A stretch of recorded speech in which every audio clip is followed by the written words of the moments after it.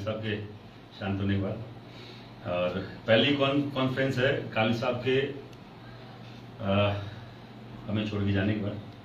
कल पुण्यतिथि थी पहली। हम लोगों ने 1 साल इंतज़ार किया, कोई भी ऐसा काम नहीं करेंगे क्योंकि 1 साल कहते हैं कि गमी का निकालना चाहिए। और हम लोग वापस से काली साहब के विचारों को लेकर, करणी सेना के विचारों को लेकर हम लोग हाजिर हैं आपके सामने। पिछले विधानसभा चुनाव में हम लोगों ने दिल खोलकर भारतीय जनता पार्टी का साथ दिया और पूरे प्रदेश में यहाँ पे भारतीय जनता पार्टी की सरकार आई।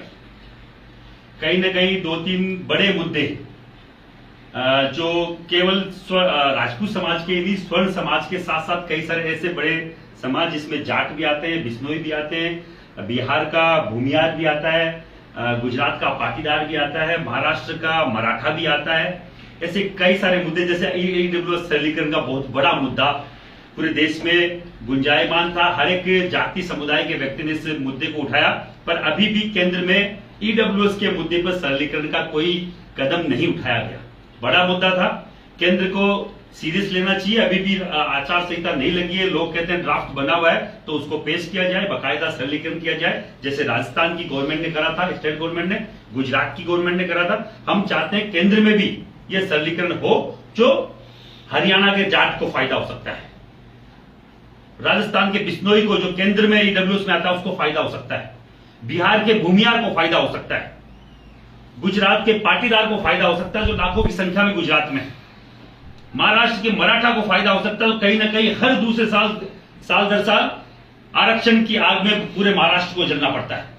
तो मैं आपके प्रेस वालों के माध्यम से, प्रेस के माध्यम से मैं पूरे देश के मुखिया को, देश के प्रधान सेवक को मैं बोलना चाह रहा हूं, हम कहीं ना कहीं हो सकता है आपके सामने बहुत नगण्य हो, छोटे हो, पर एक और एक मिलकर ही 11 बनते हैं।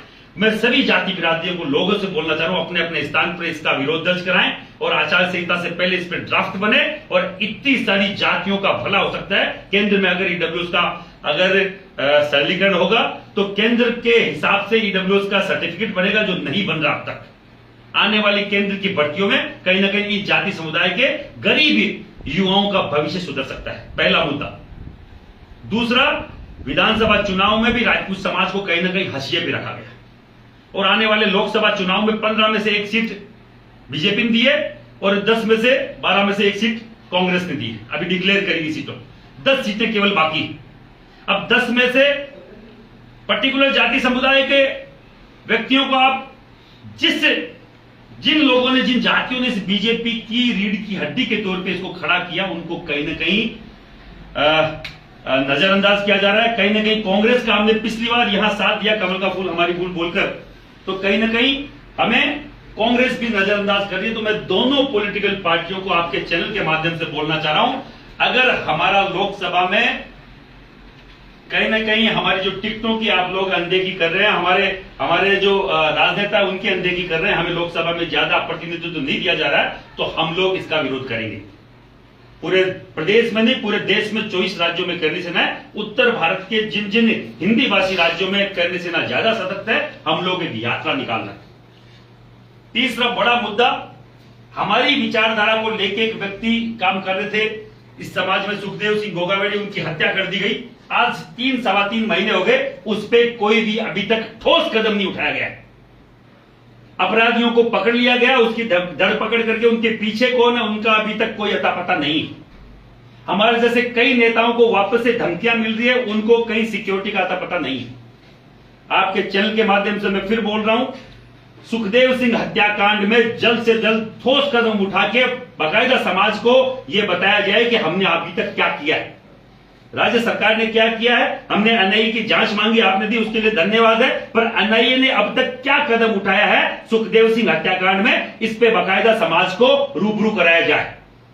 इन तीनों बड़े मुद्दों के लेकर, मैं 25 मुद्दों की बात नहीं कर रहा हूं, बहुत छोटे मोटे मुद्दे, इतिहास के संरक्षण को लेकर मुद्दा है, ऐतिहासिक फिल्मों पर बनने वाले, इतिहास में जो बनने वाली फिल्में, उनके सेंसर बोर्ड पर हम लोग कई दिनों से, कई सालों से हम लोग वो मांग उठा रहे पद्मावती के समय से कि एक प्री सेंसर बोर्ड बनाया जाए, वो अभी तक कुछ नहीं हुआ है। आपके चैनल के माध्यम से बोलना चाह रहा हूं, इन 3 बड़े मुद्दों को लेकर हम लोग पूरे देश में एक क्षत्रिय अस्तित्व यात्रा हम लोग निकाल रहे हैं, क्षत्रिय अस्तित्व यात्रा। क्षत्रिय अस्तित्व यात्रा मतलब क्षत्रिय का अस्तित्व कहीं ना कहीं हम लोग, जो हमें समझ में आ रहा है, पॉलिटिकल पार्टियों की धड़ों में कहीं ना कहीं कमजोर नजर आ रहा है, कमजोर नजर आ रहा है। ईडब्ल्यूएस के आरक्षण जैसे हमें झुंझुना पकड़ा दिया, पर उसमें हुआ कुछ नहीं है। हमारे शीर्ष नेतृत्व के गोली मार के हत्या कर दी जाती है, उसमें अभी तक कोई ठोस कदम नहीं है। तो मैं आप सब, क्योंकि चौथा स्तंभ प्रेस को बोला जाता है, प्रेस कहीं ना कहीं स्वतंत्र तौर पे इस देश को कहीं ना कहीं कोई भी पॉलिटिकल पार्टियों की लगाम लगानी हो, किसी भी ऐसी कोई भी व्यवस्था जो कहीं ना कहीं समाज में भ्रांतियां पैदा करती हो, समाज में कहीं ना कहीं कोई भी अपराध बढ़ रहा है तो उसको लगाम लगानी हो, तो आप चौथा स्तंभ जो है उसको कहीं ना कहीं मेंटेन करने का काम करता है, कहीं ना कहीं लगाम लगाने का काम करता है। आप चैनल वालों के माध्यम से, इन चैनल के हर एक चैनल के माध्यम से मैं बोलना चाह रहा हूं, इन 3 बड़े मुद्दों को लेकर हम लोग 16 की तारीख को लेकर हर एक स्टेट लेवल पे प्रेस कॉन्फ्रेंस करेंगे 21 तारीख तक, और 27 मार्च से क्षत्रिय अस्तित्व यात्रा हम लोग पूरे देश में निकालेंगे, जिसमें पहला पड़ाव राजस्थान का होगा। राजस्थान के 15 से 18 जिले हम लोग कवर करेंगे, जो बड़े बड़े जिले हैं, और फिर इसी यात्रा को हम लोग यूपी, बिहार, हरियाणा, एमपी, गुजरात हम लोग लेके जाएंगे। हमारे प्रदेश अध्यक्ष जो भी जहां जहां अलग अलग प्रदेशों के प्रदेश अध्यक्ष है, उन सबको चाक चौबंद कर दिया गया है। इस पूरी हम लोगों ने उनको जो भी इसकी रचना है वो लोग हम लोगों ने बता दी है। तो हमारे साथ वहां भी अलग अलग स्टेट में ये क्षत्रिय अस्तित्व यात्रा निकाली जाएगी, और आपके चैनल के माध्यम से बोल रहे हैं, अगर फिर भी ये जितने भी पार्टियां हैं अगर नहीं चेती, तो हम लोग एक स्वतंत्र बड़ा निर्णय इकट्ठा होकर लेंगे, और वो निर्णय 22 अप्रैल को हम लोग राजस्थान की धरती पे लेंगे। उसी प्रकार अलग अलग प्रदेशों के वहां राजधानी के जिला मुख्यालयों पर, राजधानी के मुख्यालयों पर हम लोग लेंगे। लाखों की संख्या में लोग इस मुहिम से जुड़ने को तैयार है। कल से हमने ये मुहिम फेसबुक पे चालू करी, आज आपके माध्यम से एक स्वतंत्र प्रेस कॉन्फ्रेंस करके हम लोगों ने ये अनाउंस किया है। आप बताएं। नेपाल जी, अभी जिस तरीके से आप बता रहे हैं कि ओनली इसमें राजपूत समाज के द्वारा ये रैली में शामिल होंगे लोग, या फिर अन्य जातियों के? क्षत्रिय समाज को अगर कोई अकेला समझ रहा है तो उसकी गलतफहमी है।